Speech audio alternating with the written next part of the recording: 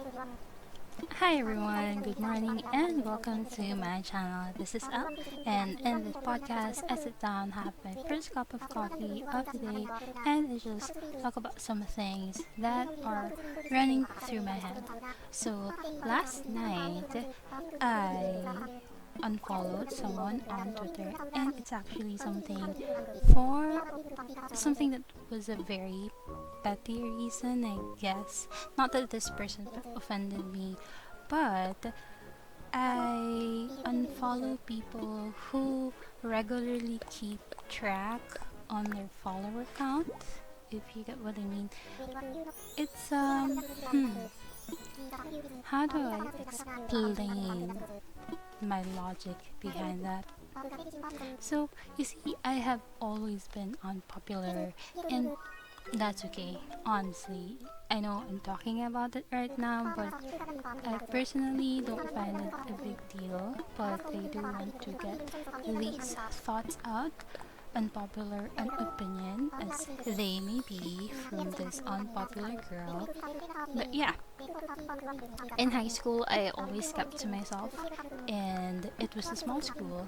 It was the same for 100 students, year in and year out, per grade level. And there are only 4 year levels, right? At the time, anyway. So, yeah, in high school, I always kept to myself. I talked to people I can count with my fingers, and there are classmates that I've been classmates with for 2 or 3 years, but I never talked to them unless we had a group project together. I had no reason to make conversation, so that was that. So, going back to me unfollowing some people on Twitter, so recently partic- I've been participating in the Animal Crossing community there on Twitter and on Discord. And on Twitter, I have noticed how too many people regularly post updates about how many follower counts they have, how many followers they have, or they would plead for people to follow them so that they would reach a certain amount or hit a certain number, and all of that.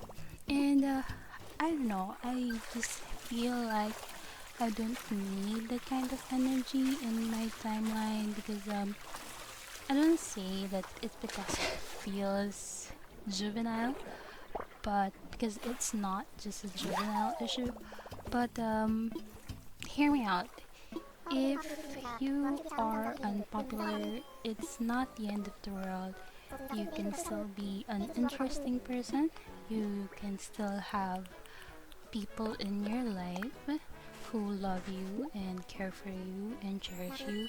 And your self worth should not be tied to the people who follow you on social media, how many comments you get, etc. Like, there's this thing trending on my timeline right now where, okay, how many hellos can I get? And if I get less than 15, it means I am a flop. Why do people base their self worth on that? Right? Is is that what you want in life? To be popular among people? For what end? Right? Well, that was short. So yeah, that's my opinion on things.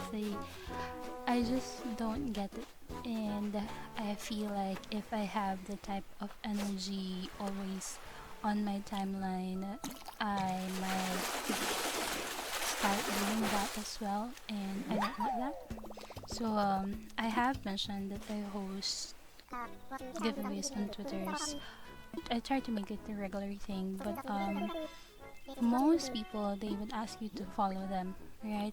And initially I didn't do that because I was thinking, if you want to follow me because you like what they tweet about, then go ahead, because that's also why I follow some people. And if they tweet about things that I honestly don't need the energy, the vibe for, the energy for, I unfollow them, right? Because there are toxic people. I don't know. Maybe it's the anonymity of social media, right? You can say whatever you want, and so yeah. Um, but lately, I do put that in my what do you call those? Oh, wow, the word escapes me. Again, maybe I shouldn't be doing this first thing in the morning. Mm, requirements, I guess. Yeah, to participate in the giveaway, to, excuse me, to follow my account. And the reason why I started doing that recently is not to up my follower count, but so that more people will see my posts, right? Because who's gonna participate in the giveaways if no one sees my posts, right? So so yeah, there's that. In other news, the update is today, and as of right now, it is live. So I am going to check on my Switch and check for updates. How do I actually I forgot how to update things. I don't know. I asked my boyfriend to do everything for me when it comes to these things. Heavily dependent on him. It did not used to be the case. I've been very independent for the longest time. However, I do like that he likes to help me out however he can.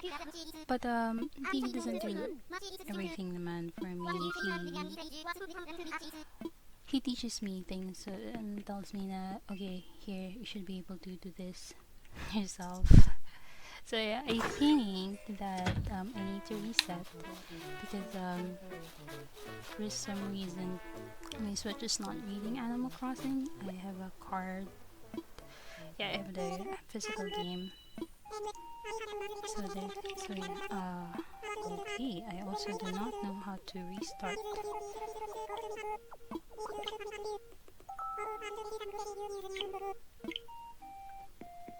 There. I am uploading the update. Yeah, I'm so excited. I'm so excited for the custom paths. I mean, who isn't, right? I've had to redo my custom paths too many times. I had to redo them because each time I get to a different part of my island, I need new things, and I have to think about what I could delete. And it turns out if I change a design, everything else that I've already laid out in my island is updated and changed to that new design. So yeah, I still haven't gotten around to redoing my campsite after I changed the stone path that I used. I started doing custom paths during winter in the game. Just no winter in my country, and I'm actually sweating bullets right now. Gross, I know, I'm sorry. TMI.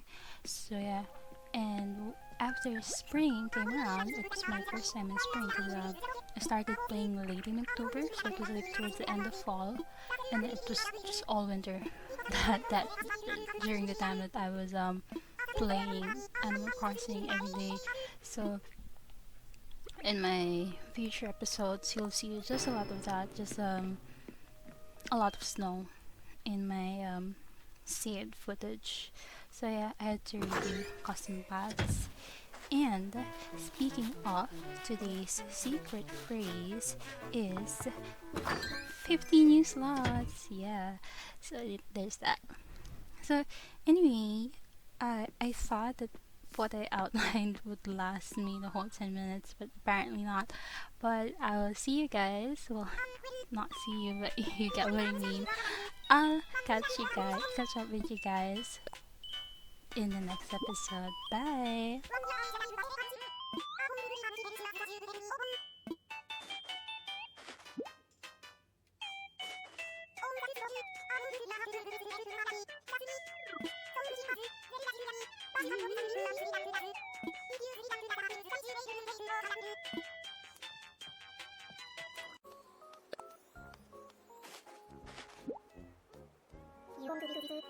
Thank you.